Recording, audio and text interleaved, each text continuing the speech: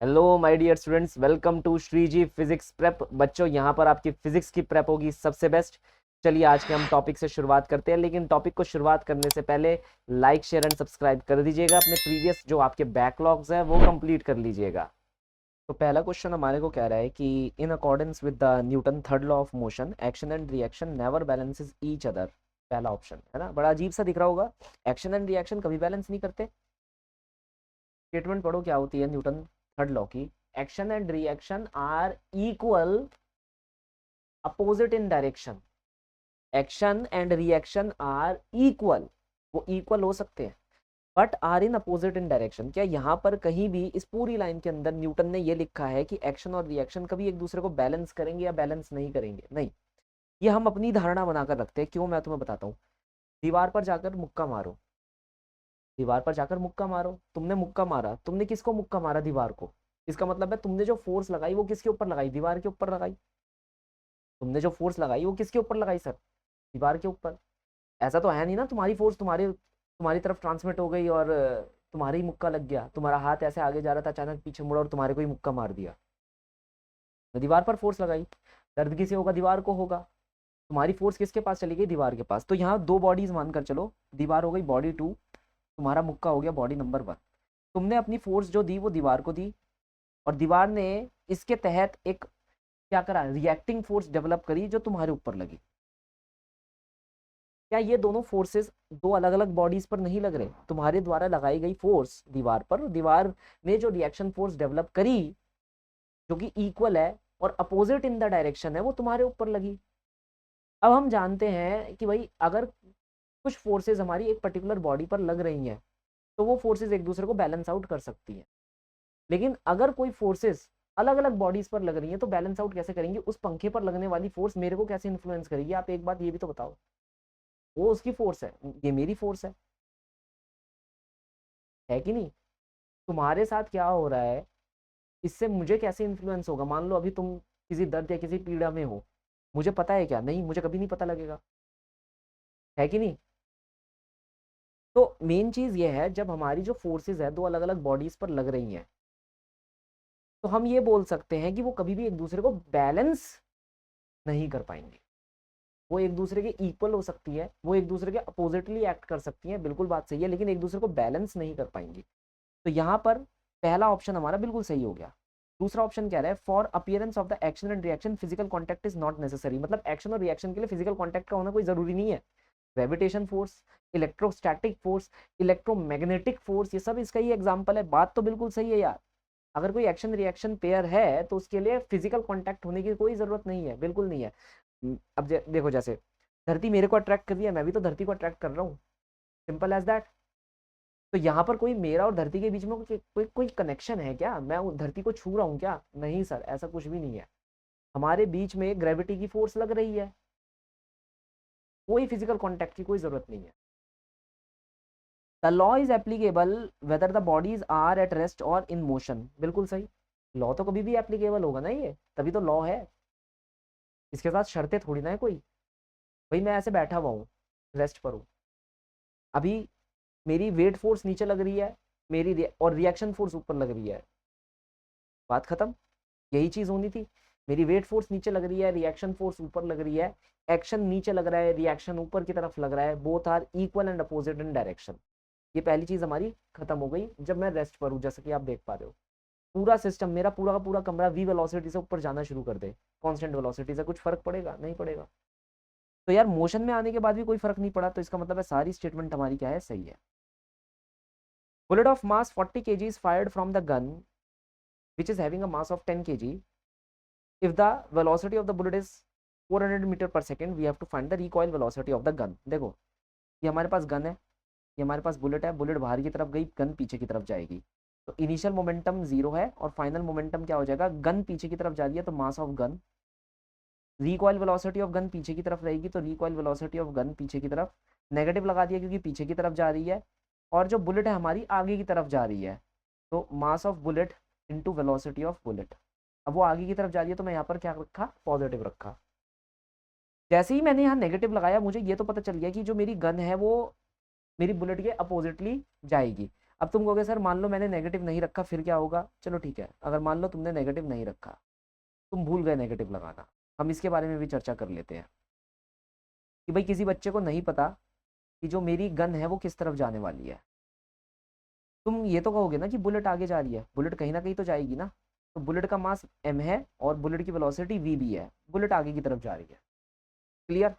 तुम्हें नहीं पता कि गन किस तरफ जा रही है, तुम ये मान लो गन भी आगे की तरफ जा रही है, तो गन आगे की तरफ भाग रही है, ये गन की रिकॉइल वेलोसिटी है और ये गन का मास है, वो भी आगे की तरफ ही जा रही है। तो हमने क्या कहा कि फाइनल मोमेंटम क्या होगा, इन दोनों का मोमेंटम ऐड हो जाएगा, गन का मोमेंटम ऐड हो जाएगा और बुलेट का मोमेंटम हमारा क्या हो जाएगा, ऐड हो जाएगा, ये हो गया बुलेट। अब क्योंकि कोई एक्सटर्नल फोर्स तो लग नहीं रही, तो इनिशियल और फाइनल मोमेंटम दोनों का सेम रहने वाला है। तो यहाँ पर मैं लिख सकता हूँ कि गन का जो मोमेंटम है वो नेगेटिव ऑफ बुलेट के मोमेंटम के बराबर है, वेक्टर में लगाऊंगा। तो गन का मास कितना है, mass of gun, recoil velocity of gun should be equal to negative mass of bullet and v of bullet. यहाँ पर अपने आप फिर से नेगेटिव आ गया, तो अगर मैं यहाँ पर रिकॉइल वेलोसिटी ऑफ गन निकालूँ तो कितना हो जाएगा, minus mass of bullet velocity of bullet upon में मास ऑफ गन। तुम्हें ये नेगेटिव दिख रहा है, नेगेटिव का मतलब क्या है, अगर बुलेट आगे जा रही है तो जो हमने आगे की डायरेक्शन में गन की वेलोसिटी मानी है वो नहीं होगी, वो पीछे के डायरेक्शन में होगी। तो ये तो हमें पता चल गया by the momentum analysis itself कि गन जो है वो पीछे की तरफ भागेगी, तो अपोजिट डायरेक्शन वाले दोनों ऑप्शन हमारे करेक्ट हो जाएंगे। अब किस वेलोसिटी से भागेगी वो हम निकाल लेते हैं। मास of bullet is 40 gram, velocity of bullet is 400 और मास of gun is 10 kilo and nothing else, बस इतना ही है हमारे पास। तो ये कितना हो जाएगा, ये और ये कैंसिल हो गया, 4 चौक 16, 1.6। तो हमारा ऑप्शन नंबर 2 आ जाएगा कि स्पीड हमारी कितनी रहेगी, 1.6 metre per second. Simple as that. हमें दे रखा है a cracker rocket is ejecting gases at the rate of 0.05 kg per second with a velocity of 400 metre per second, the acceleration force on the rocket will be equal to. तो हमसे force बताई पूछी है rocket के ऊपर कितनी लगेगी। पहली चीज, क्या यहाँ ग्रेविटी के बारे में कुछ बोला गया डायरेक्टली या इनडायरेक्टली, आंसर है नहीं, नहीं बोला गया। तो हम यहाँ पर फोर्स का वही फॉर्मूला लगाएंगे, v रिलेटिव dm/dt। अब v रिलेटिव, अब इसने पूछा भी तो एक्सेलरेटिंग फोर्स है हमसे, तो अगर हम यहाँ पर ध्यान से देखें, v रिलेटिव की वेलोसिटी इसने कितनी दे रखी है, 400 मीटर पर सेकेंड, और dm/dt कितनी दे रखी है, 0.05। तो ये 100 आ जाएगा, ये कैंसिल आउट हो जाएगा, 4 पंजे 20, तो 20 न्यूटन हमारा क्या होगा, आंसर होगा। यहाँ हम डायन में नहीं लेंगे क्योंकि यहाँ पर यूनिट्स ध्यान से देख लेना, ये केजी में यूनिट्स दे रखी है, ग्राम में नहीं दे रखी। तो 0.05 kg पर सेकंड के हिसाब से दे रखा है, that is 20 Newton will be the complete answer for the following problem. A bomb of mass 1 kg initially at rest explode and break into 3 fragments of masses 1:1:3. The two pieces of equal mass fly off perpendicular to each other with a speed of 15 meter per second each. The speed of heavier fragment is। हमसे बोला गया कि हमारे पास एक particular bomb था और वो 3 part में टूट गया। तो दिस इज द बॉम्ब और ये 3 पार्ट में टूट गया, जिसमें से जो 2 पार्ट्स थे वो परपेंडिकुलर चले गए। तो ये मान लो ये मेरा पहला पार्ट है, सिमिलरली ये मेरा दूसरा पार्ट है और ये परपेंडिकुलर चले गए, जैसे ग्रीन वाला पार्ट ऊपर चला गया और पिंक वाला जो हमारा पार्ट है वो आगे की तरफ चला गया। उनका मास भी सेम है, इसका मास मान लो m1 है, इसका मास भी हमारे पास m2 है, और मास m1 और मास m2 सेम है, मास m के बराबर। हमसे ये बोला गया कि इनकी जो स्पीड दे रखी है वो भी सेम है हमारे पास, 15 मीटर पर सेकेंड। हमें ये बताना है कि जो हैवियर फ्रेगमेंट था, जो ये तीसरा फ्रेगमेंट था ये वाला, इसकी स्पीड कितनी होगी। पहली बात है हमें इसका मास निकालना पड़ेगा, फिर हम इसकी स्पीड निकाल पाएंगे। देखो मास कैसे निकालना है, ये जो रेशो दे रखी है ना 1:1:3, आप क्या करना, आप ये देखो, ये हमारा पार्टिकल 1, ये पार्टिकल 2, ये पार्टिकल 3, पार्टिकल 1, पार्टिकल 2 और ये पार्टिकल 3। पार्टिकल 1 का मास हमें निकालना है, तो जो यहाँ पर ये डिजिट दे रखा है रेशो का, क्या दे रखा है 1, उसे इसके सम से डिवाइड कर देना। इसका टोटल सम कितना हो जाएगा, 1 + 1 + 3 विच इज 4, वो सॉरी 5 हो गया। लेट से जो हमारा बॉम्ब है उसका टोटल मास m के बराबर है, उससे मल्टीप्लाई कर देना। फिर से बता रहा हूँ, मानकर चलो जो टोटल मास है हमारे बॉम्ब का वो m है। अगर तुम्हें इंडिविजुअल मास निकालना है तो ये चेक करो कि जो तुम्हारे रेशोज है वो कितनी आ रही है। जैसे आ रही है 1:1:3, 1:1:3, इन सबको ऐड कर दो, क्या डिजिट आ जाएगा? हमारे केस में 5 आ रहा है। ऐड करके अलग से रख दो। तुम्हें पहले पार्टिकल का मास निकालना है, पहली रेशो पहले पार्टिकल का मास, पहला डिजिट पहले पार्टिकल का मास देगा, तो 1 है तो 1 लिख दो, उसे इस टोटल इससे डिवाइड कर दो और फिर मल्टीप्लाई कर दो पूरे मास ऑफ द बॉम्ब से। तो हमारे पास मास ऑफ द बॉम्ब कितना है, 1 kg है, तो ये कितना हो जाएगा 1/5। जो पहले का मास है वही हमारे दूसरे का मास भी है। अगर ये 1/5 kg है तो ये भी 1/5 kg हो जाएगा। अब अगर पूरा का, अब तीसरे का आंसर निकालना है मान लो तुम्हें, तो तीसरे के आंसर में ये हमारा थर्ड डिजिट है, कितना है 3, इसे सम से डिवाइड कर दो, कितना है 5, और total mass of the bomb हमारे पास कितना है 1 kg, तो कितना मास आ जाएगा 3/5। तो जो थर्ड हमारा पार्टिकल है उसका जो मास आ गया 3/5। अदरवाइज तुम ऐसे भी निकाल सकते थे, अगर 1 किलो का मेरा पूरा बॉम्ब है और जो छोटे छोटे फ्रेगमेंट है वो 1/5 किलो के हैं, तो मैं इनमें से उस 1 kg में से इन दोनों को माइनस कर दूंगा, तो मेरे पास आंसर आ जाएगा 3/5 kg। ऐसे भी करके निकाल सकते थे।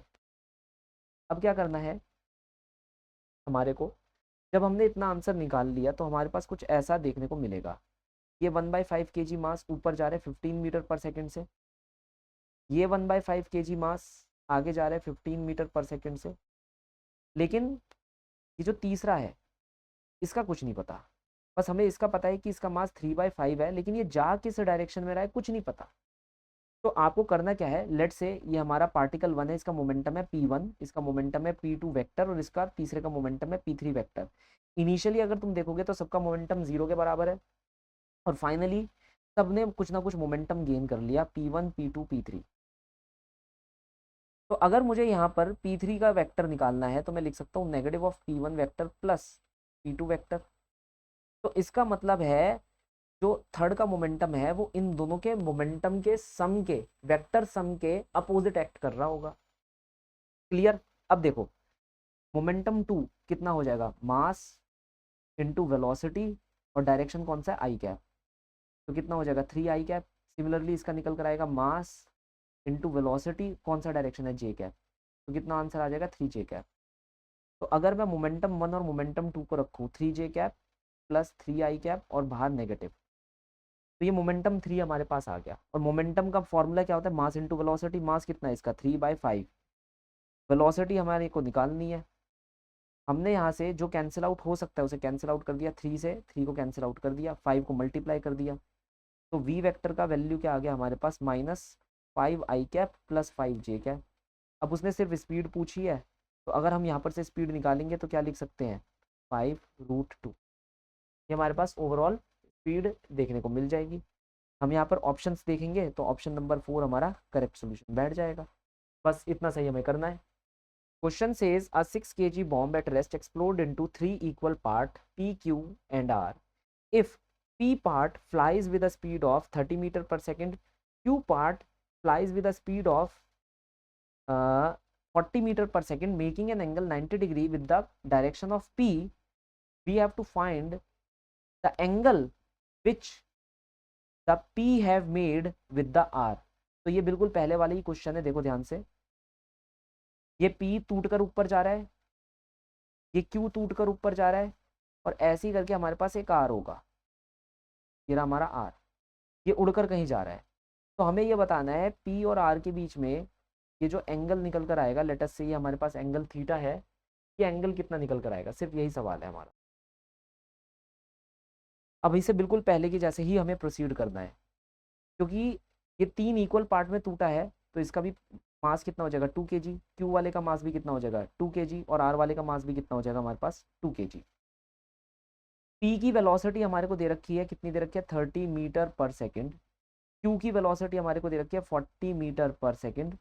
R के बारे में कुछ भी हमारे पास डिस्क्राइब्ड नहीं है।